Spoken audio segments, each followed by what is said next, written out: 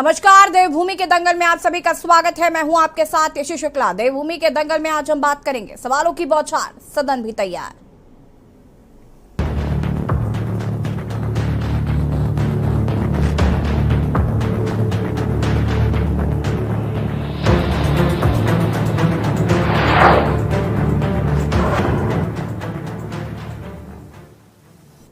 उनतीस नवंबर से उत्तराखंड विधानसभा का शीतकालीन सत्र शुरू होने जा रहा है, जिसको लेकर विधानसभा स्तर पर तैयारियां लगभग पूरी हो चुकी हैं। तो वहीं विधायक भी अपने सवालों को लेकर काफी उत्साहित दिख रहे हैं। सत्र में आयोजन से पहले कार्य मंत्रणा समिति की बैठक के साथ सुरक्षा समेत कई बैठक होनी है, जिसको लेकर विधानसभा अध्यक्ष का कहना है कि सोमवार के दिन सभी बैठक सत्र से पहले आयोजित कर ली गई है। इस बार का विधानसभा सत्र जहां कई मायनों में खास होने जा रहा है, तो वहीं कम कर्मचारियों की मौजूदगी में काफी समय बाद सत्र का आयोजन भी देखने को मिलेगा, क्योंकि जिस तरीके से विधानसभा में बैकडोर से बड़े स्तर पर भर्तियां विधानसभा में की गई थी, उनमें से 228 कर्मचारियों को विधानसभा अध्यक्ष ने बाहर का रास्ता दिखा दिया। इसलिए कम कर्मचारियों की मौजूदगी में सत्र का आयोजन करना भी एक चुनौती होगा। हालांकि विधानसभा अध्यक्ष ऋतु खंडूरी का कहना है कि उनके पास जितने भी कर्मचारी हैं, वो सत्र को सही तरह से आयोजित करने में सक्षम है। वहीं विपक्ष भी कानून व्यवस्थाओं सहित प्रदेश के कई ज्वलंत मुद्दों को लेकर सरकार को घेरने के लिए सदन से लेकर सड़क तक तैयार है। चर्चा आज इसी पर, सवालों की बौछार, सदन भी तैयार। उससे पहले रिपोर्ट।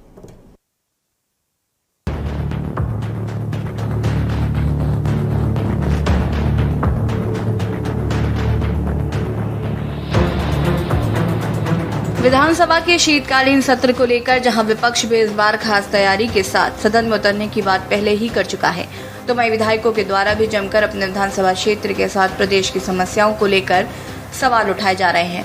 विधानसभा अध्यक्ष ऋतु खंडूरी का कहना है कि अभी तक 500 से ज्यादा सवाल विधायकों द्वारा लगाए जा चुके हैं। देखिए, विधानसभा का सचिवालय जो है वो मुस्तैदी से तैयारी कर रहा है और पूरी तरह से हम लोग तैयार हैं और आश्वस्त हैं कि एक अच्छा सत्र हमारा यहाँ देहरादून में चलेगा। सवाल आ गए हैं, 500 से ऊपर हमारे पास सवाल आ गए हैं और मुझे पूरा विश्वास है कि अच्छी तरीके से हम अपना सत्र इस बार चलाएंगे। सरकार सत्र को शांतिपूर्ण तरीके से चलाने की विपक्ष से अपील कर रहा है, जबकि विपक्ष सत्ता पक्ष को घेरने की रणनीति बना रहा है। उपनेता प्रतिपक्ष भुवन कापड़ी का कहना है कि विपक्ष जनहित से जुड़े तमाम मुद्दों को सत्र में प्रमुखता के साथ उठाएगा। पहले दिन से ही सत्ता पक्ष को घेरने की रणनीति विपक्ष ने तैयार की है। उन्होंने बताया कि सत्र में अंकिता भंडारी हत्याकांड, यूके SSSC पेपर लीक मामला, विधानसभा में हुई बैकडोर भर्ती समेत सभी मुद्दों को सत्र में उठाया जाएगा। वहीं नेता प्रतिपक्ष यशपाल आर्य ने कहा कि सरकार पूरी तरीके से फेल हो चुकी है। राज्य में सरकार नाम की कोई चीज है ही नहीं। प्रदेश में कानून व्यवस्था ठप हो चुकी है, साथ ही युवा दर दर भटक रहे हैं। अंकिता को आज तक न्याय नहीं मिल पाया है। ऐसे अनेकों मुद्दे हैं जिन्हें कांग्रेस सदन के भीतर पुरजोर तरीके से उठाएगी। विधानसभा सत्र के दौरान आज अगर हम प्रदेश के परिप्रेक्ष्य में कुछ भी बात करें तो ये लगता है कि हर मुद्दे को विधानसभा में उठाया जाए। आज आप देखेंगे कानून व्यवस्था पूरे प्रदेश में ध्वस्त है। महिला सशक्तिकरण की बात करें तो अंकिता भंडारी जैसा जघन्य अपराध हो जाता है और पूरी सरकार सबूत मिटाने में लग जाती है। युवाओं की बात करें तो युवाओं का रोजगार लगातार यूके SSSC के माध्यम से बेचा जा रहा था। CBI जांच की मांग पूरा प्रदेश कर रही थी, लेकिन सरकार अपनी झूठी तारीफें करती रही और 3 महीने के अंदर जितने की भी नकल माफिया थे उनमें से 25 से ज्यादा लोगों की जमानत लगातार होती जा रही है और सरकारी वकील कहीं भी उसका विरोध करते हुए नहीं दिख रहे हैं। कांग्रेस विधानमंडल दल की बैठक 4 बजे होनी है और उसमें चर्चा विस्तृत रूप से चर्चा होगी माननीय विधायकों के साथ, वरिष्ठ साथियों के साथ कि कौन से विषय हैं। विषय अनेकानेक हैं। ध्वस्त होती हुई कानून व्यवस्था, चरमराती हुई कानून व्यवस्था और भर्ती घोटाले और महंगाई, बेरोजगारी, आपदा से प्रभावित क्षेत्रों की अनदेखी, ये तमाम विषय हैं। इन विषयों पर चर्चा होगी। चर्चा को उपरांत हम प्रमुख विषयों को, प्रमुख मुद्दों को, जन मुद्दों को सदन में उठाने का काम करेंगे और निश्चित रूप से समयावधि बढ़ानी चाहिए। अंतरिम बजट है, सप्लीमेंट्री बजट है और इसमें चर्चा नहीं होती है लेकिन हमारा मानना है कि बिजनेस को बढ़ाना चाहिए, क्योंकि बहुत ही सरकार विफल हो चुकी है। सरकार नाम की कोई चीज़ नहीं रह गई है। उत्तराखंड विधानसभा के शीतकालीन सत्र पर पूरे प्रदेश की नजरें लगी हुई हैं, क्योंकि इस बार का विधानसभा सत्र जनहित से जुड़े मुद्दों के साथ कानून व्यवस्थाओं को लेकर भी विपक्ष के द्वारा सरकार पर आक्रामक रूप से पहले ही अपनाने का ऐलान कर चुका है। ऐसे में देखना ये होगा कि जब विधानसभा सत्र का आयोजन होगा तो किस तरीके से सत्ता पक्ष और विपक्ष के बीच प्रदेश के विकास को लेकर सहमति बनने के साथ ही विपक्ष के सवालों के जवाब सत्ता पक्ष के द्वारा दिए जाते हैं। देहरादून से राजेश वर्मा की रिपोर्ट। जी हाँ, तो उत्तराखंड विधानसभा का शीतकालीन सत्र 29 नवंबर को शुरू होने जा रहा है, जिसको लेकर विधानसभा स्तर पर तैयारियां लगभग पूरी हो चुकी हैं। इस बार विधानसभा सत्र में कर्मचारियों की संख्या अन्य वर्षों की अपेक्षा आधी है। सत्र के आयोजन से पहले कार्य मंत्रणा समिति की बैठक के साथ सुरक्षा समेत कई मुद्दे पर बैठक होनी है। इस बार का विधानसभा सत्र कई मायनों में खास होगा, तो वहीं कम कर्मचारियों की मौजूदगी में काफी समय बाद सत्र का आयोजन भी देखने को मिलेगा। विधानसभा से 228 कर्मचारियों को विधानसभा अध्यक्ष ने बाहर का रास्ता दिखाया। अब विधानसभा में कर्मचारियों की संख्या आधी रह गई है, यानी जहां 500 से ज्यादा कर्मचारी थे वो अब आधे हो गए। हालांकि विधानसभा अध्यक्ष रितु खंडूरी का कहना है कि उनके पास जितने भी कर्मचारी हैं वो सत्र को सही तरह से आयोजित करने में सक्षम है। विधानसभा के शीतकालीन सत्र को लेकर जहां विपक्ष भी इस बार पूरी तैयारी के साथ सदन में उतरने की बात कर चुका है, वहीं विधायक भी अपने सवालों के साथ तैयार हैं। अब तक तकरीबन 550 से ज्यादा सवाल लगाए जा चुके हैं। उधर विपक्ष के पास सरकार को घेरने के लिए कई मुद्दे हैं, जिनको लेकर आज 28 नवंबर को यह रणनीति बनाई गई है। विपक्ष का आरोप है कि मंत्री सवालों का जवाब तक नहीं दे पाते हैं। बसपा विधायक मोहम्मद शहजाद का कहना है कि सरकार के मंत्रियों के पास विधायकों का फोन उठाने तक का वक्त नहीं है। उत्तराखंड विधानसभा के शीतकालीन सत्र पर पूरे प्रदेश की नजरें लगी हुई हैं, क्योंकि इस बार के विधानसभा सत्र में जनहित से जुड़े मुद्दों के साथ कानून व्यवस्थाओं को लेकर भी आक्रामक रुख अपना सकता है। विधानसभा के शीतकालीन सत्र के लिए प्रश्न लगाने को लेकर विधायकों ने उत्साह दिखाया है। अभी तक विधायकों द्वारा लगाए गए विभिन्न विषयों में संबंधित करीब 550 से ज्यादा प्रश्न आ चुके हैं। विधानसभा अध्यक्ष रितु खंडूरी भूषण ने कहा कि विधायकों की जागरूकता को प्रदर्शित करता है कि वे अपने क्षेत्र और राज्य से जुड़े विषयों को लेकर सजग हैं। उन्होंने कहा कि विधायकों से उनका आग्रह रहेगा कि वे सदन में अपनी बात को शांतिपूर्ण ढंग से अच्छे से रखें, साथ ही राज्य की दिशा क्या हो इस पर भी सारगर्भित चर्चा की जाए। विधानसभा अध्यक्ष रितु खंडूरी ने सत्र के दौरान सुरक्षा व्यवस्था को लेकर बुलाई बैठक के बाद मीडिया से बातचीत में कहा कि सत्र को लेकर सभी तैयारियां लगभग पूर्ण हो चुकी हैं। समन्वय के साथ कार्य करते हुए सत्र प्रेम से चले, आराम से चले, ये सबका प्रयास रहेगा।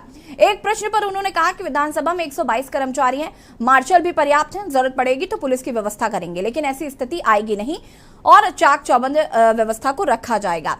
आपको बता दें कि आज एक बैठक हुई थी जिसमें विपक्ष पक्ष के लोग शामिल हुए थे और उसके बाद रितु खंडूरी ने मीडिया से बातचीत की, जिसमें उन्होंने इस विधानसभा सत्र को लेकर तमाम बातें कही हैं। साथ ही साथ व्यवस्था को चुस्त दुरुस्त रखने के निर्देश दिए हैं। साथ ही पिछले सत्रों की भांति सभी से सहयोग की अपेक्षा की है। बैठक में मुख्य सचिव डॉक्टर एस संधू, पुलिस महानिदेशक अशोक कुमार और तमाम लोग इस बैठक में मौजूद रहे और उनको इस पूरे विधानसभा सत्र को चलाने के लिए एक कह सकते हैं महत्वपूर्ण जिम्मेदारी जो है वो सौंपी गई है। विपक्ष के पास तमाम मुद्दे हैं सरकार को घेरने के लिए। अब देखना होगा कि सरकार इनको किस तरीके से जवाब देती है। बदली परिस्थितियों में विधानसभा का शीतकालीन सत्र हंगामेदार रहने के आसार हैं। भर्ती घोटालों और वनांतरा रिजॉर्ट प्रकरण जैसे मुद्दों को लेकर विपक्ष मुखर है और उसने सरकार को सदन के भीतर व बाहर घेरने की रणनीति बनाई है। यद्यपि सरकार ने भी इसके लिए अपने तरकश में तीर तैयार किए हैं। इस परिदृश्य के बीच विधानसभा सचिवालय के दृष्टिकोण से देखें तो उसके सामने कार्मिकों की कमी का विषय रहेगा। 2016, 2020 व 2021 में नियुक्त किए गए 228 सदस्य कर्मचारियों को बर्खास्त कर दिया गया है। चर्चा आज हम इसी पर करेंगे। मेहमान हमारे साथ जुड़ चुके हैं, उनसे आपका परिचय करा देते हैं। अरुण शर्मा जी हमारे वरिष्ठ पत्रकार हमारे साथ जुड़ चुके हैं। पीसी थपलिया जी वरिष्ठ यूकेडी नेता हमारे साथ जुड़ चुके हैं। संगीता शर्मा जी हमारे साथ जुड़ चुकी हैं, आम आदमी पार्टी की प्रवक्ता हैं। शिशपाल सिंह बिष्ट जी प्रदेश कांग्रेस के प्रवक्ता है, हमारे साथ जुड़ चुके हैं। और मधु भट्ट जी भारतीय जनता पार्टी की प्रवक्ता है, हमारे साथ जुड़ चुके हैं। आप सभी का बहुत बहुत स्वागत है। और शुरुआत में यहाँ पर करना चाहूंगी मधु जी आपसे ही। विधानसभा सत्र की कल से शुरुआत हो रही है, कितनी तैयार है सरकार इस सत्र को लेकर? देखिए बिल्कुल हमारी जो पूरी तैयारियां हैं वो अभी आपने ही बताई कि पूरी तरीके से जो सत्र की जो तैयारियां होनी चाहिए वो पूरी तरीके से हो चुकी हैं। और माननीय हमारी विधानसभा अध्यक्ष जी रितु खंडूरी जी ने आज कार्य मंत्रणा समिति की बैठक भी की और सभी जितने भी हमारे विधायकों के जो प्रश्न हैं, जितने प्रश्न आए हैं वो वो ठीक प्रकार से, क्योंकि देखिए सत्र जब चलेगा तो उसमें जो प्रश्न आएंगे उनका जो एक सोल्यूशन होना चाहिए, जो एक निस्तारीकरण होना चाहिए, जिस प्रकार से जो प्रश्न जो हम उत्तराखंड के जो विकास को लेकर जो एक मॉडल जो तैयार होना चाहिए वो भली भांति चले सत्र, इसके लिए पूरी तैयारी कर चुकी है। साथ में हमारी जो पूरी हर प्रकार से जो एक जवाबदेही सरकार की भी बनती है। हमारे जो विधायक हैं, जो हमारे मंत्री हैं, जो उनसे जो प्रश्न किए जाएंगे उनके जो आंसर हैं वो तैयारी पूरी हो चुकी है। तो कुल मिलाकर बहुत ही अच्छे तरीके से, बहुत ही एक मैं कहूंगी एक गरिमा में पूर्ण तरीके से ये सत्र चलने वाला है और इसमें मुझे पूरी उम्मीद है कि विपक्ष भी इसमें, क्योंकि देखिए जो हमारी उत्तराखंड को लेकर जो एक विकास को लेकर जो हमारी सरकार लगातार प्रयास कर रही है, लगातार काम कर रही है और बहुत अच्छा एक उत्तराखंड का जो एक जो चित्र है वो पूरे भारत में अलग ही दिखने वाला है। उसको लेकर जो तैयारियां की हैं उसको लेकर मैं सभी से ये भी अनुरोध भी करूंगी कि सभी जितने हमारे यहाँ पे विपक्षी दल है इस सत्र को अच्छे तरीके से ढंग से चले और अच्छे प्रश्न चले, ऐसे न करे केवल हंगामा ही हंगामा करे। इसके लिए पूरी एक सभ्य तरीके से और एक अच्छे तरीके से ये सत्र चलने वाला है, उसकी पूरी तैयारियां कर चुके हैं। इसीलिए अब आप सदन में भी ना बोलने दे विपक्ष को, सड़क पर भी ना बोलने दे, तो अब विपक्ष क्या करे, फिर मौन धारण कर ले मधु जी? अब कहीं तो विपक्ष अपना गुस्सा निकालेगा ना। देखिए बिल्कुल जो उनके प्रश्न है उनके उत्तर जो है जो उनका एक विपक्ष का जो एक तरीका होता है उनको उसको उस तरीके से जो भी उनके प्रश्न होंगे उनका बिल्कुल उत्तर भी मिलेगा और साथ में जो वो चाहते हैं कि ये होना चाहिए उसको भी बिल्कुल सुनवाई होगी। और मुझे लगता है ये सत्र बहुत अच्छे ढंग से चलने वाला है क्योंकि जिस प्रकार की इसकी तैयारियां मैंने खुद देखी है। ठीक है, वापस आऊंगी मैं आपके पास। शीर्षपाल जी, तैयारियां हैं पूरी विधानसभा सत्र को लेकर? जी यशी जी, बिल्कुल तैयारियां हैं और आज अभी 4 बजे से ही हमारे विधानमंडल दल की बैठक विधानसभा में हो रही है और सभी विधायकों के साथ नेता प्रतिपक्ष जो है पूरी रणनीति को तैयार कर रहे हैं और निश्चित तौर पर जनहित के जो भी मुद्दे होंगे कांग्रेस पार्टी सदन में उनको पुरजोर तरीके से उठाएगी। चाहे बेटी अंकिता भंडारी में अभी तक वीआईपी के नाम का खुलासा नहीं किया गया, जिस प्रकार से सबूतों को मिटाने का सरकार ने काम किया, इस सारे सवाल विधानसभा में उठाए जाएंगे। जिस प्रकार से बेरोजगार नौजवानों को आत्महत्याएं करनी पड़ रही हैं राज्य में, और आप देखिए अभी 2 दिन पहले ही नैनीताल के कोटाबाग में जिस तरह 2.5 साल की एक मासूम बेटी के साथ बलात्कार हुआ और वो अभी बहुत स्थिति में हॉस्पिटल में भर्ती है। राज्य में कानून व्यवस्था पटरी से उतरी हुई है यशी जी, और जैसे यूके एसएससी ट्रिपल एसएससी में बेरोजगारों की नौकरी बेचे जाने का मामला है, सहकारिता का भ्रष्टाचार है, उच्च शिक्षा का भ्रष्टाचार है और राज्य की राजधानी गैरसैंण में विधानसभा का सत्र आयोजित नहीं करवा पाए हैं, जो है कर्मचारियों की पुरानी पेंशन का मामला, ये सभी मामले मुखरता के साथ कांग्रेस पार्टी सदन में उठाएगी निश्चित तौर पर और सरकार को घेरने का प्रयास करेगी। जी ठीक है, पीसी थपलियाल जी। हम 22 सालों से अपनी विधानसभाओं को संचालित होते हुए देख रहे हैं जी, और उसमें हम पाते हैं कि 2 दिनी 3 दिनी विधानसभाओं में तू मैं की राजनीति के तहत जनता के मुद्दे यूं ही दफन हो जाते हैं और ये नेता यहाँ पे कहते हैं कि हमने ये कर दिया वो कर दिया, लेकिन दोनों एक सिक्के के 2 पहलू हैं। और दूसरी ओर जहां तक सवाल है कि जो मूल सवाल इस राज्य के आज खड़े हैं हमारे आगे, और उसमें जब सत्ता पक्ष जवाब देगा ही नहीं क्योंकि उनके पास अंधभक्तों की एक बड़ी फौज का ऐसा अटूट समर्थन है कि जिसके बूते वे किसी को भी जो कोई सवाल खड़े कर रहे हैं उनको कुछ नहीं समझते। आज सबसे बड़ा सवाल अब हम देख रहे हैं कि विपक्ष इतना कमजोर हो चुका है कि अब रावड़ी राजनीति उन्हीं के विभीषणों के द्वारा खत्म होगी। और इसमें सबसे बड़ा उदाहरण रितु खंडूरी ने जब बताया कि जो अवैध भर्ती हुई थी, बैकडोर एंट्री हुई थी विधानसभा की, इसमें जिम्मेदार मुख्यमंत्री भी है प्रेमचंद के साथ। विचलन का जवाब क्या मुख्यमंत्री देगा? ये सवाल आज भारतीय जनता पार्टी के प्रवक्ता को पूछा जाए कि क्या विचलन का जवाब मुख्यमंत्री देगा कि किस तरह से एक अवैध भर्तियों के लिए उसने विचलन का प्रयोग किया। ये सवाल आज यहाँ पे हम ये चाहते हैं, हम बहुत अच्छा है, हमारा ये है, हम बहुत विचित्र लग रहे हैं पूरे देश में, ये शब्दों से ये हमको और जनता को दिग्भ्रमित करते हैं, लेकिन ये जनता के सवालों को कभी जवाब नहीं देते। इनको सौगंध है कि यहाँ पे जवाब दें कि मुख्यमंत्री विचलन का जवाब देगा, मुख्यमंत्री जवाब देगा कि आज इतने दिनों से ये सैटी बनी हुई है और जो मधु जी रुकिए, मैं जवाब लूंगी। मैं अभी प्रतिक्रिया ले रही हूँ, प्लीज अभी रुक जाइए, मैं आराम से आपसे सारे सवालों के जवाब दूंगी। मैं तबलिया जी कंटिन्यू करिए प्लीज, और बहुत कम शब्दों में अपनी बात को पूरा करिए। के वीआईपी को मधु जी प्लीज 2 मिनट दीजिए मुझे, मैं वापस आऊंगी, मुझे और लोगों की प्रतिक्रियाएं लेनी है, इस पर आप विस्तार से फिर अपनी बात कहिएगा ना प्लीज। एनडी तिवारी जी ने 5 बार विचलन का प्रयोग किया, 5 बार। आप उनके बारे आप कुछ नहीं बोलेंगे। दूसरा सवाल वीआईपी, आप कुछ नहीं बोलेंगे, आप उनके लिए भी आपने उस समय के लिए कुछ नहीं बोला। माननीय जो हमारे स्वर्गीय ये बीच में क्यों बोलती है मैडम? 5 बार अगर ये बोलेंगे मैं इनको बोलने एक सेकंड थपलिया जी, एक सेकंड रुकिए, प्लीज रुकिए। और प्लीज मधु जी, मैं कह रही हूँ ना कि अभी रुक जाइए, आपसे भी जवाब लूंगी, मैं आपका भी पक्ष जानूंगी। अभी थपलियाल जी का टाइम है, थपलियाल जी प्लीज कंटिन्यू करें। बारी आएगी जवाब देना। सवाल है, कंटिन्यू करें। बना तड़के जो वीआईपी है, हम ये नहीं बोले कि वीआईपी अपराधी हैं। हम अंकिता के हत्याकांड के 4 दिन के पहले और 4 दिन के बाद के गेस्टों को चाह रहे, बस उन कौन कौन गेस्ट आते थे वहां पे, यही हाथ जोड़कर हमें सरकार से निवेदन है, हमें बता दीजिए कौन थे वो वीआईपी जो उस वीआईपी 4 दिन के, वो अपराधी नहीं थे, हम कभी नहीं बोल रहे अपराधी थे, लेकिन उनका नाम बताने में क्या हर्ज जा रहा है? जब तुमने बड़ा आरबीएस जैसे को जेल में डाल दिया, वो हाकम सिंह को तुमने उसकी कुड़की कर रहे हैं क्योंकि, लेकिन तुम राजनीति के झूठ रावण अपने गरेवान में नहीं झांक। ठीक है थपलिया जी, इसलिए जी इतना क्रोध अच्छी बात नहीं है, वापस आएंगे आपके पास। मैडम हम दुखी हैं, ठीक है थपलिया जी, तब तक आप पानी पी लीजिए। संगीता जी अनम्यूट कर ले प्लीज खुद को।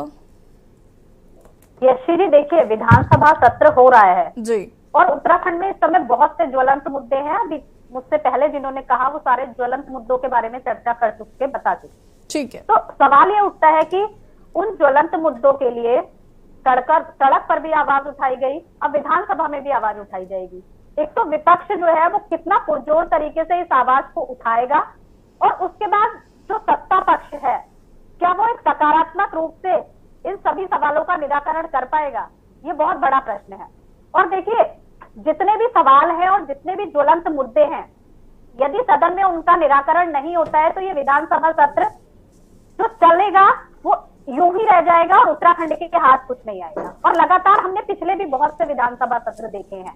तो अब माननीय रितु खंडूरी जी जिस तरह से उन्होंने बैकडोर भर्ती मामले में निर्णय लिया और वो लोग अब विधानसभा से बाहर हैं, तो एक जो अच्छा निर्णय आया, अब यही आशा करते हैं कि माननीय रितु खंडूरी जी इस सदन को भी उस बेहतर तरीके से चलाएंगी जैसे उन्होंने आश्वासन दिया है कि तैयारी हुई है, और वो विपक्ष और सत्ता पक्ष दोनों के सवालों को जब सुनेंगी तो एक निराकरण की उम्मीद पर उत्तराखंड को लेकर के जाएंगी, और एक अच्छा जो सदन चले और उसके बाद सवालों का जो निराकरण है वो बहुत जरूरी है। उन्होंने कहा 500 से 550 से ज्यादा सवाल आ चुके हैं, तो अब कितने सवालों का निराकरण वो कर पाएंगे ये देखना होगा इस विधानसभा सत्र में। ठीक है, क्योंकि ज्वलंत मुद्दे तो उत्तराखंड के बहुत हैं, बहुत ज्यादा है, उसमें तो कोई दोराई नहीं है कि मुद्दे ही मुद्दे हैं। उसके बाद मधु भट्ट जी कह रहे हैं कि बहुत शांति से सदन चले, तो शांति से अगर सदन चलेगा तो बात नहीं हो पाएगी। अरुण शर्मा जी, मैं सहमत हूँ आपकी बात से। जी अरुण शर्मा जी, आप यहाँ पर सभी दलों को सुन रहे हैं, सत्ता पक्ष तो पूरी तरीके से तैयार नजर आ रहा है। शिषपाल जी कह रहे थे कि हम भी अपनी पूरी तैयारी में हैं, हमने अपने पूरे प्रश्न तैयार कर लिए हैं, लेकिन कुछ विधायकों का ये भी कहना है कि सवालों के जवाब ठीक तरीके से नहीं दिए जाते हैं। और दूसरी चीज ये भी कि देखिए, सदन चलता है अच्छी बात है, अगर मुद्दे उठाए जाते हैं वो भी अच्छी बात है, लेकिन इनका कोई नतीजा निकलना चाहिए। अनलेस अनटिल की वहां पर सदन में चिल्लम चिल्ली हो, हंगामे हो, उसके बाद स्थगित कर दी जाए कार्रवाई, खत्म। ना इससे मुद्दे उठ पाते हैं, ना कुछ हो पाता है, और उसके बाद बजट जो बर्बाद होता है सो अलग। देखिए यशी जी, विधानसभा के संचालन में जी विधानसभा अध्यक्ष की बहुत महत्वपूर्ण भूमिका होती है। बिल्कुल। और हमेशा जब भी सत्र आहूत होता है तो उससे पहले कानून व्यवस्था पे, मतलब विधानसभा के सत्र की सुरक्षा व्यवस्था, उसके बाद दलीय नेताओं की बैठक, उसके बाद कार्य मंत्रणा की बैठक, ये एक परंपरा का हिस्सा है जो हो चुकी है।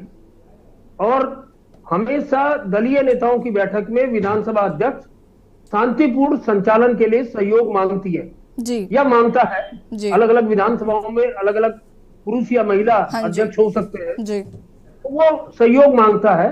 लेकिन आमतौर पे वो सहयोग इतना ही मिलता है कि नियम के तहत जो अलग अलग नियम बने हुए हैं उनके तहत विपक्ष या सत्ता पक्ष के लोग सवाल लगाते हैं। ऐसा नहीं है कि सत्ता पक्ष के लोग सवाल नहीं लगाते जी, सत्ता पक्ष के लोग भी लगाते हैं। और पिछला अगर हम सत्र जो जून में हुआ था उसको देखें तो विपक्ष से ज्यादा प्रश्न सत्ता पक्ष के आए थे, जिन्होंने अपने अपने क्षेत्रों के संबंधित सवाल उठाए और मंत्रियों ने उनका उत्तर दिया, उनके समाधान का आश्वासन दिया। देखिए, विधानसभा में किसी भी प्रश्न में आश्वासन का एक बहुत बड़ा रोल होता है, क्योंकि जो आश्वासन सरकार विधानसभा में देती है वो उसके बाद विधानसभा की आश्वासन समिति के पास चला जाता है, और आश्वासन समिति का सभापति हमेशा नेता विपक्ष होता है, विपक्ष का नेता होता है, कोई विपक्ष का विधायक, सीनियर मोस्ट, जो बाद में उन चीजों पर अगर जो आश्वासन पूरे नहीं होते तो उन पर भी फिर से सरकार से जवाब मांगता है, तो वो बड़ी फंसने की स्थिति हो जाती है कई बार सरकार के लिए। तो ये पूरी प्रक्रिया है कि जैसे पहले प्रश्नकाल में प्रश्न लगाए जाते हैं, उसके बाद शून्यकाल में प्रश्न लगाए जाते हैं, ध्यानाकर्षण के सवाल उठाए जाते हैं, और कल सुबह अगर मैं आपको बता रहा हूं कि कल से जो भी सत्र चलेगा जितने दिन की, वो आज कार्य मंत्रणा समिति ने तय किया होगा। वैसे 5 तारीख तक के लिए कह रहे हैं, बीच में शनिवार इतवार भी आएगा, छुट्टी होगी। तो ये आप मान लीजिए कि कांग्रेस की तरफ से रोज काम रोको प्रस्ताव आएगा सुबह, और उस पर हंगामा होगा, चाहे वो वनांतरा प्रकरण हो, चाहे UKSSC हो, कानून व्यवस्थाओं की स्थिति हो, या बेरोजगारी की समस्या हो। अभी एक बड़ा मुद्दा आएगा, गन्ना मूल्य घोषित नहीं किया सरकार ने, जो गन्ने का समर्थन मूल्य घोषित करते थे वो नहीं किया, जबकि पंजाब हरियाणा में वो घोषित हो चुका है। हाँ जी। और कल ही किसानों ने एक बड़ा प्रदर्शन किया है, महापंचायत हुई थी अभी, बिल्कुल कल ही हुई थी जी। तो ये तमाम सवाल है जिस पर विपक्ष माइलेज लेना चाहेगा जनता के बीच में। अब वो विपक्ष किस तरह लेता है, क्योंकि एक उदाहरण मैं दे रहा हूं कि आज ही शिक्षा की में पुलिस की हिटलरशाही के विरोध में शिक्षा के विधायक ने मुख्यमंत्री आवास कूच किया, जिन्हें रास्ते में ही पुलिस ने रोक लिया।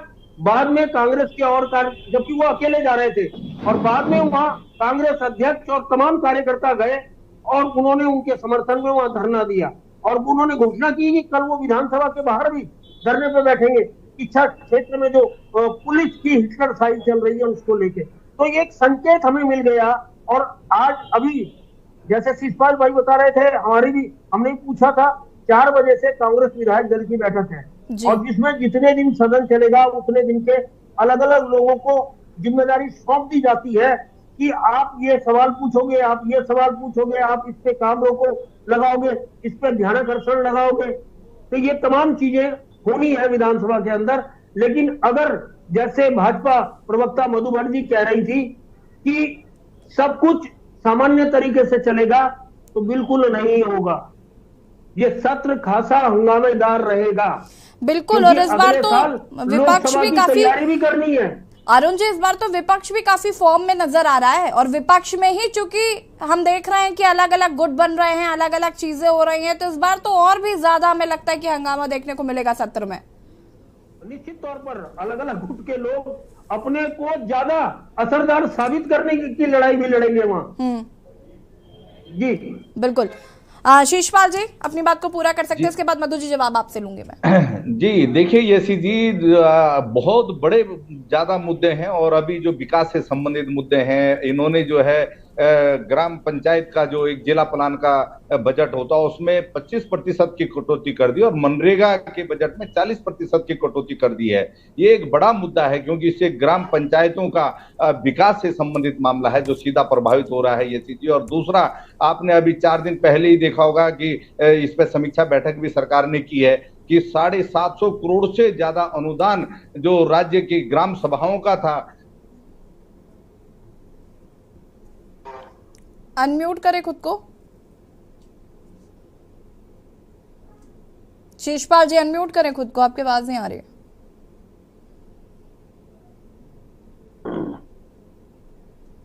शीशपाल जी सुन पा रहे हैं आप मुझे? अनम्यूट। शीशपाल जी अनम्यूट करें खुद को, आपकी आवाज नहीं आ रही हम तक। सुरक्षा का मामला तो मैं पहले ही यहाँ पर उठा चुका हूँ। ये ठीक है, मधु जी। देखिए बिल्कुल यशी जी, हमारी सरकार जो है पूरी तरीके से तैयार है, हर तरीके से। आज जो ये विधानसभा जो कल सत्र चलने जा रहा है उसके लिए देखिए सबने पूरी तैयारी के साथ, और क्योंकि पक्ष विपक्ष जो भी मुद्दे हैं उनको लेकर समाधान निकलेगा, ऐसी पूरी रणनीति बनाई गई है। जहां तक देखिए अभी मेरे भाई यहाँ पे थपलियाल जी ने जिस प्रकार से एक तरफा होकर, मैं कहूंगी एक तरफा या तो बायस विसेस बोलते हैं कि हाँ भाई, मुझे तो ऐसा लग रहा है जैसे कांग्रेस के ही पक्ष में लगातार बोलते जा रहे हैं। आपको देखना चाहिए, जिससे मैं उनके, क्योंकि आपने प्रकरण को लेकर बात करी, विधानसभा भर्ती प्रकरण को लेकर, उनको याद दिलाना चाहूंगी कि देखिए माननीय जब एनडी तिवारी जी हमारे जो स्वर्गीय हो चुके हैं, अब 5 बार उन्होंने विचलन के लिए लिखा, फिर उसके बाद अपने जो हमारे अभी माननीय हरीश रावत जी अभी हैं, और हरीश रावत जी ने लिखा।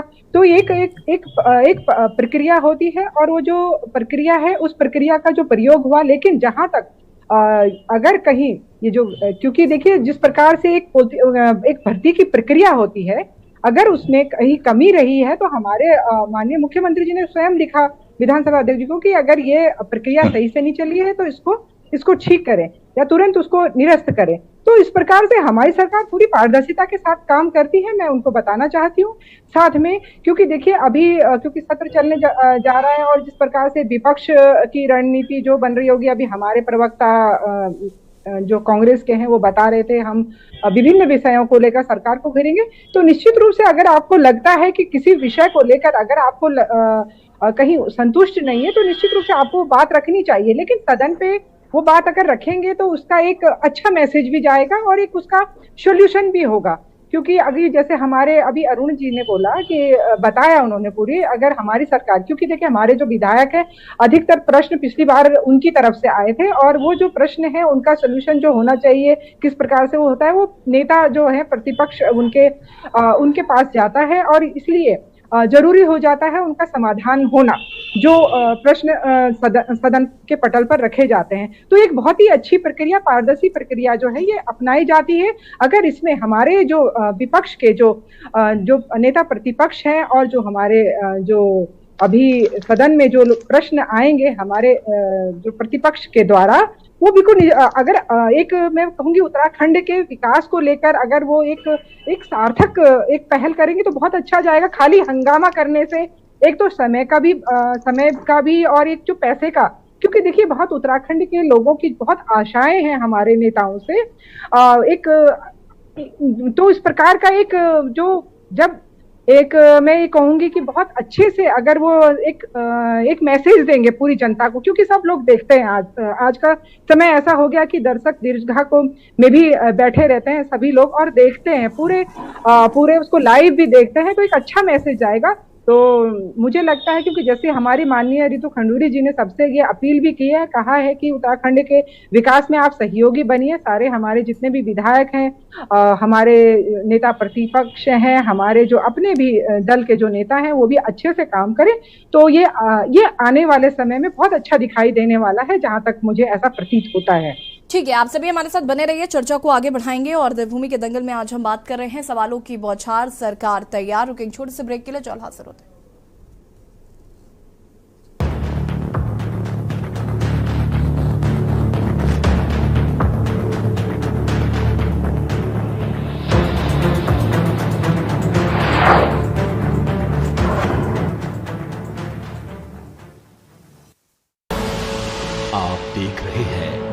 की न्यूज, खबरों का सारथी।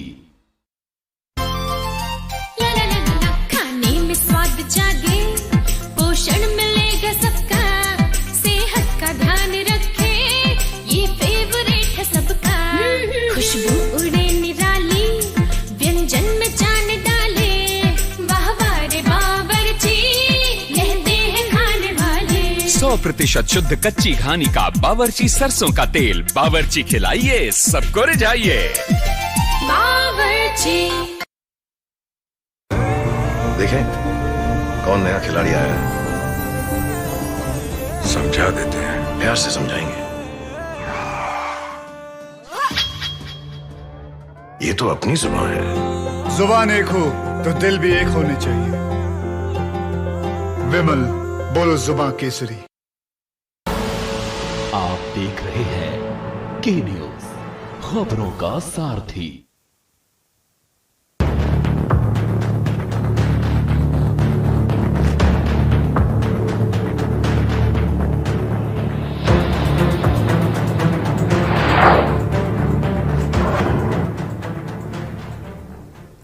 ब्रेक के बाद एक बार फिर से आप सभी का स्वागत है और देवभूमि के दंगल में आज हम बात कर रहे हैं सवालों की बौछार और सदन भी तैयार।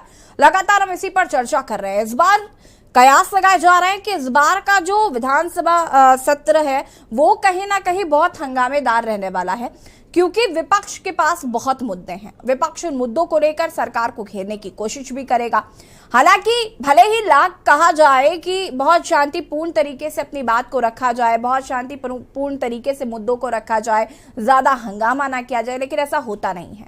हर बार हम देखते हैं जब इस तरीके के सत्र आयोजित किए जाते हैं तो सरकार को घेरने के लिए विपक्ष उसमें पूरी कोशिश करता है, जिसकी वजह से हंगामा भी देखने को मिलता है और कई बार इसकी वजह से स्थगित भी होती है, सत्र को स्थगित भी किया जाता। तो कहीं ना कहीं बहुत सारी चीजें देखने को मिलती है। चर्चा हम इसी पर कर रहे हैं कि इस बार क्या मुद्दे होने वाले हैं विपक्ष के पास, सरकार सवालों को लेकर कितनी सजग है, कितनी तैयार नजर आ रही है। और मैं यहाँ पर रुक करना चाहूंगी पीसी थपलियाल जी, आपका अब अपनी बात को पूरा कर सकते हैं। जी, मैं चिंतित इस बात में हूँ कि जो मुद्दे हैं ये आज से नहीं, शुरू से मुद्दे ये वॉलीबॉल की तरह खेलते हैं, क्योंकि इस राज्य का सबसे प्रमुख मुद्दा राजधानी है और राजधानी फुटबॉल बन गया है। जब वो सत्ता में आते हैं इस पक्ष में डालते हैं, उधर डालते हैं, उधर डालते हैं। आज दिन तक गजब की बात है कि इन लोगों को ये नहीं मालूम कि एक स्थायी राजधानी को बिना एक राज्य को संचालित करना बेईमानी है। उसको छोड़िए आप, शिक्षा स्वास्थ्य की जो स्थिति है वो किसी से छुपी नहीं है। इन मुद्दों में किसी के पास ना तो कांग्रेस के पास जवाब है ना भारतीय जनता पार्टी के जवाब। ये इन चीजों में भी जो अब प्रमुख मुद्दे ये खेलने जा रहे हैं, उस मुद्दों में भी आपने देखा होगा कि कल ही जो महाराज जी ने एक वॉलीबॉल खेला था कि साहब रितु खंडूरी ने 2000 से लेकर 2012 तक का वो नहीं किया, उनके पास जो बैकडोर एंट्री थी उनके बारे में नहीं सोचा, 2012 के से 2022 वालों को निकाल दिया। लेकिन उस व्यक्ति ने अपनी उस अनुभवहीनता का परिचय दिया, जहां पे उसने ये नहीं समझा कि ये भर्तियां टेम्पररी फेज में ये एम्प्लॉय थे और उससे पहले वाले एम्प्लॉय परमानेंट हो चुके हैं। अब परमानेंट के लिए अलग प्रक्रिया अपनाई जाएगी और मेरे को लगता है कि ये प्रक्रिया अब नेक्स्ट मुख्यमंत्री बनेगा जो, क्योंकि ये मुख्यमंत्री का कोई ऐसा कुर्सी में बैठने का आधार खत्म हो चुका है, क्योंकि उन्होंने बैकडोर एंट्री अपनी कलम के द्वारा कराई, जिसको कि भाजपा प्रवक्ता ने बड़े आराम से बोल दिया ये मैं चोरी करूंगा, उसके बाद वो जोर से बोलूं कि अरे इसको ढूंढो ढूंढो चोर कौन है। वो तो थैंक गॉड कि रितु खंडूरी ने जो एफिडेविट हाई कोर्ट को दिया, इतने दिन बाद हमें पता लगा कि प्रेमचंद्र अग्रवाल को इसलिए नहीं निकाला गया क्योंकि असली अपराधी तो मुख्यमंत्री है, असली अपराधी इस मामले में, जिसने बैकडोर एंट्री की परमिशन दी। 29 जो ये जो थपलिया जी, एक सेकंड रुकिएगा। अरुण जी, आप सहमत है यहाँ पर थपलिया जी की बातों से? नहीं, मैं नहीं हूँ। देखिए, अपने क्यों होंगे विचार हो सकते हैं। थपलिया जी, आक्रामक होने की जरूरत नहीं है। देखिए, मैं बिल्कुल बता रहा हूँ, एक पूरी विधानसभा की एक सामान्य प्रक्रिया है या शासन की एक सामान्य प्रक्रिया होती है। जिन चीजों पे जब जरूरत होती है, देखिए ये जो भर्तियां हुई ये जरूरत के नाम पे हुई, इस चीज को मानना पड़ेगा, और ये चीजें उन्होंने अपने बयान में भी दी है। तो फिर हाई कोर्ट बेकार था। अरे हाई कोर्ट का डिसीजन रॉन्ग था। मैं हाई कोर्ट की बात नहीं कर रहा हूं सब्याल जी, ना मैं हाई कोर्ट की बात करूंगा ना सुप्रीम कोर्ट की। देखिए, अरे मैं तो उस प्रक्रिया की बात कर रहा हूं जो हुई है। विधानसभा अध्यक्ष ने अगर मुख्यमंत्री को एक पत्र लिखा कि मुझे इतने कर्मचारी चाहिए, आप अनुमति दीजिए, तो उन्होंने विचलन से दे दी। उसमें मुख्यमंत्री का क्या दोष है? ये सामान्य प्रक्रिया है, विभाग में भी मांगते हैं, गजब भी मांगते हैं। देखिए आप, और देखिए चल रहा है। अरे यही चलता है, ये केवल यही होता है। पापी पेट का सवाल है, पूरे हिंदुस्तान में हर विभाग पापी में पेट का सवाल है। अब आप उसको दूसरे तरीके से ले लें तो मैं कुछ नहीं कहूंगा। आपको मालूम है कि विचलन कब दिया जाता है? आप विचलन, हाँ, विचलन केवल इस परिस्थिति में नहीं होता। विचलन कई बार किसी विभाग को बजट की जरूरत होती है तो वो भी विचलन से दिया जाता है।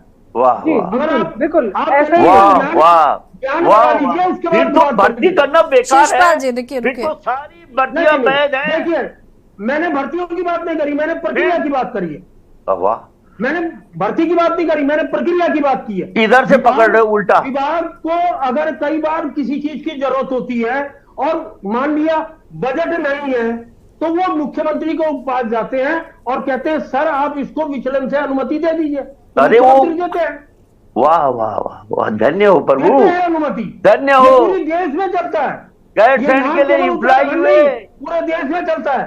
धन्य हो। जरूरतों की बात कीजिए तो मतलब मुख्यमंत्री को पता ही नहीं था कि फैक्ट्री। थपलिया जी एक सेकंड रुकिएगा प्लीज। शीशपाल जी जी, देखिए यशी जी, जो यहाँ पर भाजपा की प्रवक्ता ने भी और अनु शर्मा जी ने भी और थपलिया जी ने विचलन का जो मुद्दा उठाया, मैं जरा इसको स्पष्ट कर दूं कि मुख्यमंत्री निश्चित तौर पर विचलन का प्रयोग कर सकते हैं, लेकिन वहां पर यह देखना होता है कि इसमें जनहित क्या है। विचलन का प्रयोग तो मुख्यमंत्री स्थानांतरणों के लिए भी करते हैं, लेकिन यहाँ पर जो मुख्यमंत्री ने बैकडोर भर्ती में विचलन का प्रयोग किया, वहां पर वित्त विभाग की अनुमति भी नहीं थी इन नियुक्तियों के लिए। और रितु खंडूरी जी के एफिडेविट में यही बात कही गई है कि बिना वित्त विभाग की अनुमति के और उसको देखने के बाद भी मुख्यमंत्री ने विचलन का प्रयोग किया, जो यहाँ पर नैतिकता का भी मामला उठाता और ये विवेक का भी कि सही प्रयोग नहीं किया गया और यहाँ पर प्रभाव का गलत इस्तेमाल का मामला आता है। ये नहीं कि विचलन का प्रयोग कितने मुख्यमंत्रियों ने किया, कब कब किया, वो किया, लेकिन आप विचलन का प्रयोग करने से किया में तो फिर आपकी भी सरकार लपेटे में आ जाएगी ना। मैं इसमें कर क्या रहा हूँ।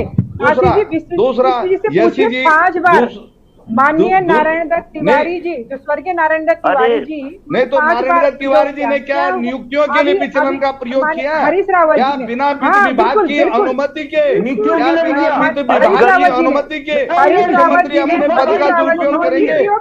ये बड़ा मामला है और आप ये तो अपनी विधानसभा अध्यक्ष को समझाइए, आप अपनी विधानसभा अध्यक्ष को समझाइए कि वो गलत एफिडेविट क्यों दे रही है हाईकोर्ट में। तो देखिए, भारतीय जनता पार्टी की ये सीधी आज ये मजबूरी हो गई है कि न तो ये अपने पूर्व मुख्यमंत्रियों को कन्विंस कर पा रहे हैं, वो भ्रष्टाचार के मुद्दे को उठा रहे हैं। इनके पूर्व मुख्यमंत्री कह रहे हैं कि 20% और 40% कमीशन के बिना। जरा मधु जी को भी सुन लेते हैं। मधु जी, इसके बाद मैं सुनीता जी आपके पास, संगीता जी आपके पास आऊंगी मैं। मधु जी यासी जी, मैं बताना चाहती हूँ अपने कांग्रेस प्रवक्ता जी को। देखिए, पूरा पहले भी पूरा जैसे अभी अन्य जो हमारे बहुत ही वरिष्ठ पत्रकार हैं अरुण जी, उन्होंने बहुत विस्तार से ये बात बताई है कि किस प्रकार से किन किन समय में माननीय जो मुख्यमंत्री के जो अधिकार होते हैं, जो कर्तव्य होते हैं, उनके अनुसार वो इस शब्द का प्रयोग, इसका प्रयोग करते हैं। और देखिए, कोई भी विभाग हो, बिल्कुल निश्चित रूप से देखिए, ये वाली जो व्यवस्था थी ये टेम्परेरी व्यवस्था थी,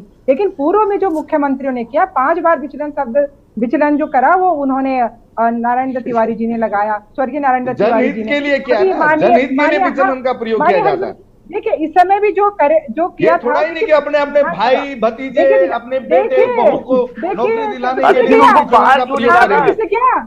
150 लोग किसने लगाए? 150 लोग किसने लगाए? आप ये बताइए ना, 150 लोग किसने लगाए? अरे हम तो कह रहे हैं 2002 से अभी तक सब पे कार्रवाई करो, मतलब खंडूरी जी के टाइम की नियुक्तियों पर उंगली नहीं उठाए, मतलब खंडूरी जी के, हरबंश कपूर जी के, अपने परिवार की, प्रकाश पंत जी की नियुक्तियों पर उंगली न उठाए विपक्ष। अपना पूरा परिवार किसने लगाया? हिम्मत क्यों नहीं दिखा पा रहे हैं? 2002 से जो नियुक्तियां करी राज्य गठन के बाद से लेकर अभी तक सब पर कार्रवाई करो ना। क्यों नहीं कर पा रहे हैं? कुंजवाल नहीं कर जी ने तो सकते, अरे नहीं कर सकते। सरेआम कहा उन्होंने कि मैंने अपना पूरा परिवार लगा दिया, मेरा अधिकार था। ठीक है मधु जी और शीशपाल जी रुक जाइए। संगीता जी की प्रतिक्रिया लूंगी मैं, रुक जाइए प्लीज। आए ना मीडिया के सामने कहा कि नहीं मैंने आपके विधानसभा अध्यक्ष प्रेमचंद अग्रवाल क्यों नहीं माफी मांग रहे? कांग्रेस और भारतीय जनता पार्टी के दोनों प्रवक्ताओं से मेरा निवेदन है कि कृपया करके शांति बनाए रखें। प्लीज, आरोप प्रत्यारोप का सिलसिला जारी रहेगा। आप उन पर आरोप लगाएंगे, वो उन पर आरोप लगाएंगे, बस इस तरीके से डिबेट का टाइम खत्म हो जाएगा। और सिर्फ विधानसभा भर्ती पर ही चर्चा थोड़ी ना कर रहे हैं हम, और भी तो मुद्दे हैं उत्तराखंड में। वही मैं ये मधु भट्ट जी को समझाओ चाहूंगी ना। हाँ शीशपाल जी, आपको समझाने का दुस्साहस मैं कर भी कैसे सकती हूँ? आपने गिरेबान में भी देखिए कि आपने क्या क्या किया है। ये सब आपने जो आपके समय में जो ये किया धरा था ना, ये आपके समय। अरे तो 6 साल से प्रदेश की सरकार में कौन बैठा हुआ है? कौन बैठा हुआ प्रदेश की सरकार में? मधु जी और शीशपाल जी रुक जाइए प्लीज, और मधु जी प्लीज रुक जाइए। जब आपको रोकती हूँ तो रुक जाया करिए। उसका दुरुपयोग सुन रही हैं आप मधु जी? मधु जी आप मुझे सुन पा रही हैं? संगीता जी क्या कहना चाहते? जो विचलन की बात चल रही है, ठीक है, मुख्यमंत्री जी को वो अधिकार है और उन्होंने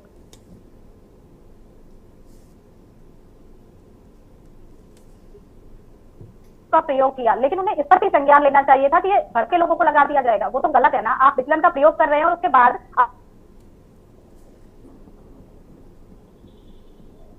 आप यहाँ के मुखिया हैं और सर्वे सर्वा।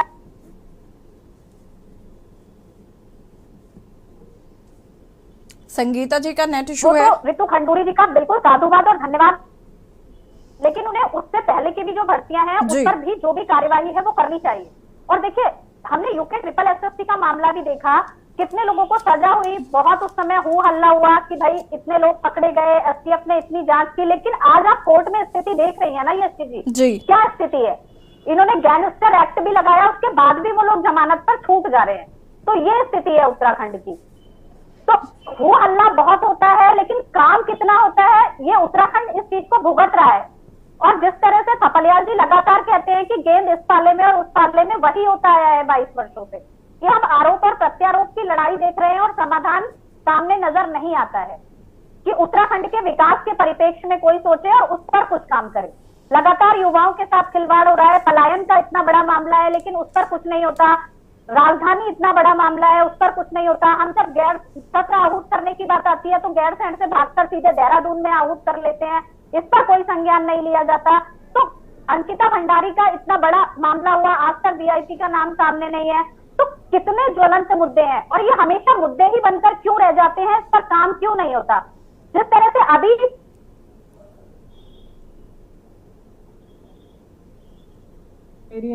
मुझे कर दिया, हम डिबेट कर रहे हैं, उसमें दोनों पक्ष आपस में लड़ रहे हैं, विधानसभा में देखेंगे। और उसके बाद जब वो विधानसभा सत्र खत्म हो जाएगा तो उसके बाद क्या उसका ठीक है संगीता जी रुकिए, ठीक है संगीता जी रुकिए। मधु जी आप सुन पा रही मुझे? मधु जी देखिए, यूके ट्रिपल एससी, अंकिता हत्याकांड, विधानसभा भर्ती, स्मार्ट सिटी, ये मुद्दे जो हैं उत्तराखंड के इस वक्त ज्वलंत मुद्दे हैं जिन पर विपक्ष आपको घेरने की कोशिश करेगा। और जब आप दोनों इस तरीके से जब डिबेट में इतनी ज्यादा बहस करते हैं तो विधानसभा में क्या होगा इसका तो भगवान ही मालिक है। और जिस शांति प्रिय तरीके की बात करी जा रही है वो शांति तो मुझे लगता ही नहीं है कि देखने को मिलेगी। आप कितना भी कह लें कि शांतिपूर्ण हो, हंगामा तो आपको देखने को मिलेगा। और ये जो ज्वलंत मुद्दे हैं, और अभी गन्ना समर्थन मूल्य की बात कही जा रही थी, वो नहीं मिल पाया, किसान आपको अलग घेर रहे हैं। आप मुझे बताएंगे कि ये जो मुद्दे हैं इन पर सरकार किस तरीके से रिएक्ट करेगी? सरकार के पास इनके क्या जवाब हैं? देखिए, बिल्कुल निश्चित रूप से सदन पे जब ये प्रश्न उठेंगे तो उनका जवाब निश्चित रूप से अतिथि बिल्कुल दिया जाएगा, क्योंकि हमारी सरकार जो है बिल्कुल पारदर्शिता के साथ काम कर रही है। किसी भी मुद्दे में हो, कोई भी मुद्दा अगर आप उठा के जितने भी प्रकरण आपने बताए तो उन प्रकरणों का बिल्कुल हमने बिल्कुल जवाब दिया है, हर समय जवाब दिया है। जिन पे भी है कार्रवाई चल रही है और निश्चित रूप से जो भी दोषी है, इन पांचों प्रकरण के आपके पास एक ही जवाब है कि कार्रवाई चल रही है। आशी जी देखिए, जेल की सलाखों के पीछे अगर आप कहेंगे कि जो भी पकड़ा गया, अगर हाकम सिंह जी का नाम अगर आया है तो निश्चित रूप से उनकी संपत्ति जब्त कर ली गई है। मधु जी, हाकम सिंह ही सिर्फ जिम्मेदार नहीं था, इसमें बहुत सारे नाम उजागर हुए थे। आप बहुत सारे और जिन्होंने इस्तीफा दिया था उनसे अभी तक ये नहीं पूछा गया है कि आपने किनके डर से इस्तीफा दिया है, कि इस्तीफा देने पर उनको मजबूर कर दिया गया था। इसको लेकर अभी तक कोई क्लेरिफिकेशन नहीं आया है। अंकिता भंडारी केस में सीबीआई जांच की मांग की जा रही है। सीबीआई जांच कराने में क्या दिक्कत आ रही है सरकार को? देखिए निश्चित, देखिए आशीष जी बिल्कुल निश्चित। और आप कहते हैं, आपके प्रवक्ता कहते हैं कि जनता अगर कहेगी तो हम ऐसा करेंगे। जनता ही तो कह रही है, इंसाफ मांग रही है बेटी के लिए। देखिए आशीष जी, आप देखिए, बिल्कुल देखिए, एक प्रक्रिया होती है, एक न्यायिक और कानून की एक प्रक्रिया होती है। उस प्रक्रिया के तहत जो भी अभी जो जांच चल रही है उसके जो भी हमारे पास रिजल्ट आ रहे हैं, निश्चित रूप से उन पे कार्रवाई हो रही है। अभी जो प्रथम दृष्टया जो भी सस्पेक्ट जो पाया गया वो जेल की सलाखों के पीछे है, लेकिन उस पर अगर जांच चल रही है तो निश्चित रूप से कल ही आप कहेंगे कि बिना जांच किए हुए आपने कार्रवाई कर दी। लेकिन प्रथम दृष्टया जो भी अपराधी जो भी पकड़ा जाता है, हमने उसको जेल की सलाखों के पीछे रखने का काम किया है। तो हमारी सरकार हर तरीके से बिल्कुल तैयार है। कोई भी पक्ष विपक्ष, हमारे जितने भी मुद्दे हैं बिल्कुल सदन पे रखे जाएंगे और उन मुद्दों को बिल्कुल एक समाधान के लिए हमारी सरकार जो है समाधान के लिए हर समय तैयार है। और बिल्कुल निश्चित रूप से हम चाहते हैं कि ये जो सत्र चले वो एक आदर्श रूप में, जो उत्तराखंड का एक जो आदर्श स्वरूप है वो प्रस्तुत किया जाए, ताकि जो विकास के कार्य हैं, विकास की जो योजनाएं हैं वो धरातल तक पहुंचे। अगर खाली केवल समय और पैसे की बर्बादी ना हो, क्योंकि अगर आप सदन नहीं चलने देंगे तो ये बिल्कुल हमारा जो पूरे उत्तराखंड के वासियों का है वो उनका पैसा है, उनका समय लग रहा है। तो इसलिए इस सत्र को चलने देना चाहिए। और सब लोग, मुझे लगता है विपक्ष की भी मजबूरी है, विपक्ष मुद्दे नहीं उठाएगा तो कब उठाएगा? और विपक्ष अगर मुद्दे नहीं उठाएगा तो फिर हम विपक्ष को नहीं सुनाएंगे क्या? हम भी तो विपक्ष से सवाल करेंगे फिर, अगर विपक्ष सदन में सवाल नहीं करेगा तो। देखिए सार्थक, हम कह रहे हैं, देखो सार्थक जो पहल एक होती है, एक जो विपक्ष की जो भूमिका होती है, बिल्कुल विपक्ष को अपनी भूमिका का निर्वहन करना चाहिए। लेकिन विपक्ष तो आपस में लड़ने झगड़ने में लगा रहना ना। कहीं इनका दल है, अलग अलग दल है, इनका दल एक ठीक है। आप करिए, अब बताओ, अब ये कहाँ पहुंच गई? आ जाएगा। ठीक है मधु जी ठीक है, ठीक बात है बहुत। अभी मैं आऊंगी वापस आपके पास, प्लीज रुक जाइए। कोई एक रणनीति नहीं बनेगी। मधु जी प्लीज रुक जाइए। अरुण जी, यहाँ पर अगर हम सत्ता पक्ष को सुने तो सत्ता पक्ष तो कहता है कि शांतिपूर्ण तरीके से हंगामा नहीं होना चाहिए, शांतिपूर्ण तरीके से सदन चलना चाहिए। अभी कल को शांतिपूर्ण तरीके से अगर सदन चलेगा तो हम भी कहीं ना कहीं विपक्ष से सवाल पूछेंगे कि आपने सवाल क्यों नहीं पूछे सदन में, और जब इतने ही ज्वलंत मुद्दे थे तो इनको लेकर आवाज क्यों नहीं उठाई। पहली बात। दूसरी चीज ये, इस बार अगर हम उत्तराखंड में मुद्दों की बात करें तो मुद्दों की भरमार है और सारे लेटेस्ट मुद्दे हैं। UKSSC, अंकिता भंडारी हत्याकांड, विधानसभा भर्ती, स्मार्ट सिटी, गन्ना समर्थन मूल्य और तमाम चीजें जो हैं वो देखने को मिल रही हैं। ऐसे में विपक्ष का सवाल पूछना जायज है और सरकार को जवाब देना पड़ेगा। लेकिन कई ऐसे मुद्दे हैं जिनको लेकर जनता भी अब कहीं ना कहीं मुखर होने लगी है। बहुत सारी चीजें इस बीच हमें देखने को मिल रही हैं उत्तराखंड में। जी यशी, देखिए यशी जी, ये सत्र तो हंगामापूर्ण रहेगा जी, और मुझे लगता नहीं कि ये 5 तारीख तक चलेगा जी। अगर हंगामा जल्दी ज्यादा होगा जी तो सरकार सत्र को समय से पहले खत्म कर देगी। और ऐसा चाहे कांग्रेस का राज हो या बीजेपी का राज हो, ऐसा अक्सर इस राज्य में हुआ है जी कि समय से पहले सत्र को खत्म कर दिया गया है और उस विपक्ष के शोर शराबगी के बीच में ही बजट पास हो गए, विधेयक पास हो गए। वो ध्वनि, क्योंकि सत्ता पक्ष के पास ज्यादा लोग हैं, बहुमत है जी, तो वो शोर शराबे के बीच में वो सारा काम निपटा लिया जाता। ऐसा अक्सर हुआ है और इस बार भी यही मुझे आशंका है। दूसरी चीज, ये सत्र बुलाने की जरूरत इसलिए पड़ी जी, क्योंकि एक तो सरकार को दिसंबर में 6 महीने पूरे हो जाते थे पिछले सत्र से इस सत्र के बीच में, और ये संवैधानिक बाध्यता है कि 6 महीने के अंदर आपको सत्र आहूत करना पड़ेगा जी। दूसरी चीज मार्च में बजट सत्र आएगा और दिसंबर से मार्च तक इस राज्य के कर्मचारियों को वेतन देने के लिए, अलग अलग विभागों के खर्चे के लिए अनुपूरक बजट कल 4 बजे आएगा जी। लगभग 4800 रुपए का अनुपूरक बजट आएगा। और अनुपूरक बजट की आवश्यकता तब पड़ती है, या जिसे सप्लीमेंट्री बजट कहते हैं, कि जब सरकार को यह लगता है कि जितना उन्होंने पिछले वित्तीय वर्ष के लिए, इस वित्तीय वर्ष के लिए पिछले बजट सत्र में पैसा रखा था वो कम पड़ रहा है, उनको ज्यादा पैसे की जरूरत है, तो सप्लीमेंट्री बजट आता है। और मजेदार बात यह है कि सप्लीमेंट्री बजट में जो विभागों की विभागवार मांग होती है खर्च की, उस पर कोई बहस नहीं होती। तो बहस बजट पे नहीं होगी, अलग अलग मुद्दों पर होगी। और अलग अलग मुद्दे, आपने तमाम मुद्दे गिना दिए। निश्चित तौर पर कल से यही मुद्दे विधानसभा में गर्म होने वाले हैं। बिल्कुल। थपलियाल जी, बहुत कम शब्दों में अपनी बात को पूरा करिएगा।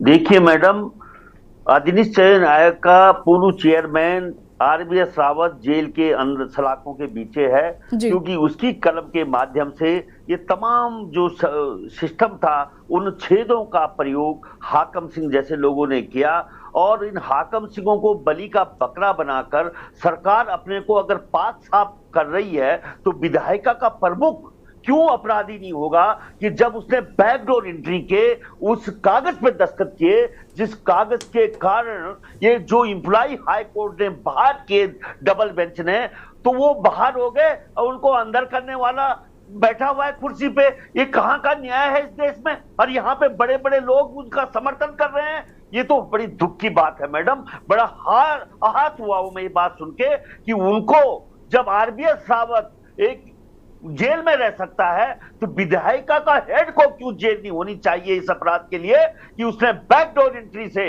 यहां पे भर्ती कराई है और हाई कोर्ट ने सीधा सीधा उंगली की है।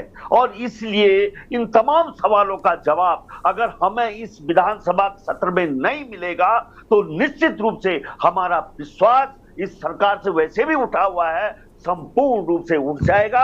और हम कुछ भी कर, क्योंकि अवैध सरकार चल रही है, बिना राजधानी के सरकार चल रही है, ये अपने नियम कानून के बिना ये सरकार चल रही है, तो हमें इनको क्यों सलाम करना चाहिए, क्यों हमें इनको ओबे करना चाहिए? इसलिए हम निश्चित रूप से अपना रास्ता अख्तियार करेंगे और हमें जनता दोषी न ठहराए। हम जनता के दरबार में जाएंगे, निश्चित रूप से लठ यात्रा निकालेंगे। ये है, इन्होंने मजाक बना दिया इस सिस्टम को पूरा। गजब की बात है। अरे तो ऐसे विद्वान लोग समर्थन कर रहे हैं। शीशपाल जी देखिए यशी जी, कल से जो विधानसभा सत्र आहूत हो रहा है, मैं पहले कह चुका हूं कि जहां सरकार से CBI जांच की मांग की जा रही है बेटी अंकिता भंडारी प्रकरण में और राज्य अधीनस्थ सेवा चयन आयोग की भर्ती प्रकरण में, केदार भंडारी की मिसिंग प्रकरण में, इन सभी मामलों को हम दोबारा से दोहराएंगे, CBI जांच की मांग को दोहराएंगे। बेरोजगारों का मामला हो, चाहे जनहित का मामला हो, चाहे कानून व्यवस्था का मामला हो, चाहे किसानों का मामला हो, सभी मुद्दे निश्चित तौर पर सदन में पुरजोर तरीके से उठाए जाएंगे। और सदन के बाहर भी अगर जरूरत पड़ेगी तो पार्टी सदन के बाहर भी संघर्ष करेगी। निश्चित तौर पर अब सरकार की जिम्मेदारी है कि वो सदन को किस तरीके से चलाती है। अगर विपक्ष के सवालों का जवाब शांतिपूर्ण तरीके से दिया जाता है और सभी बातों पर सरकार अपनी वचनबद्ध तरीके से राज्य हित में फैसले लेती है, तो निश्चित तौर पर सदन शांतिपूर्ण तरीके से चलेगा। और अगर सरकार सवालों से बचने का प्रयास करेगी, गोलमोल जवाब देगी और जनहित के मुद्दों पर उदासीनता बरतेगी, तो निश्चित तौर पर सदन में विपक्ष अपनी भूमिका को निभाएगा। संगीता जी देखिए जी, जो सत्र आहूत हो रहा है वो सही तरीके से चले और जितने भी ज्वलंत मुद्दे हैं जिन पर अभी हम बहुत चर्चा कर चुके हैं, वो सारे ज्वलंत मुद्दों का निराकरण हो और माननीय रितु खंडूरी जी उस सदन को पूर्ण रूप से चला पाए। ये सबसे बड़ी बात होगी कि किस तरह से सदन चलता है और जितने भी मुद्दे हैं उनका निराकरण होकर उत्तराखंड को विकास की ओर ले जाया जाए। राजधानी का जो बहुत बड़ा मुद्दा है यशी जी, उस पर भी जब बात हो तो उसका निराकरण भी बिल्कुल निकल करके सामने आए। जी बहुत बहुत शुक्रिया आप सभी का चर्चा में शामिल होने के लिए। और देखना होगा कि इस बार विधानसभा सत्र में किस तरीके से मुद्दे उठाए जाते हैं। और देवभूमि के दंगल में आज हम बात कर रहे थे विधानसभा सत्र जो कि कल से शुरू होने वाला है, उसको लेकर इस बार विपक्ष के हंगामेदार रहने के आसार हैं। और विपक्ष यहाँ पर जितने भी उत्तराखंड में ज्वलंत मुद्दे हैं, चाहे वो UKSSC मामला हो या फिर विधानसभा भर्ती घोटाला मामला हो या फिर अगर हम बात करें अंकिता भंडारी हत्याकांड हो, किसानों के अगर मुद्दे हों, इन तमाम मुद्दों को लेकर विपक्ष कहीं ना कहीं सरकार को घेरने की कोशिश करेगा। देखना होगा कि ये सत्र कितने दिनों तक और कैसे चलता है। फिलहाल देवभूमि के दंगल में इतना ही। देखते रहिए के न्यूज़ ज़रिया। नमस्कार। इस कार्यक्रम के प्रायोजक करता है गोल्डी हिंग, कण कण में जान, राजश्री इलायची, टशन का